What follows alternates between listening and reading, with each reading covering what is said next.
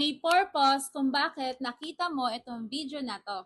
Trust God, maybe this is your sign para mabago na yung takbo ng buhay natin. By the way, everyone, I'm Mariel, isa pala akong dating empleyado. And I'm Brian, dati akong OFW from Dubai. At katulad lang din kami ng karamihan before na isa lang din kami sa mga nag-i-struggle sa finances namin noon kasi kulang yung sinasahod, wala ring ipon, tapos wala pa ring savings.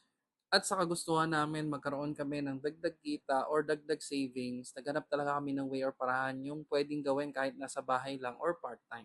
Buti na lang sa kaka-scroll namin sa TikTok, nakakita kami ng isang digital system na nung una pa nga doubtful and skeptical kami kasi nga online. Pero nung nag-research at nakakita kami ng mga tao na nagkakaroon ng pagbabago yung buhay nila, At nagkakaroon sila ng tinatawag na time and financial freedom, doon namin nasabi na kung nagagawa nila, bakit kaya hindi rin namin gawin? so we tried and sinubukan namin at hindi namin alam ito pala yung magiging way ni God para makauwi na ako for good dito sa Pinas. At ito rin yung naging way ko para makapag-resign ako sa trabaho. Kaya naman kung ikaw, isa ka ring empleyado kagaya ko, Or OFW na katulad ko, at naghahanap pa din ng paraan or ng way para makakreate ka na sarili mong time and financial freedom, don't hesitate na mag-comment ka lang sa baba ng video na to ng how. see you and God God bless! bless!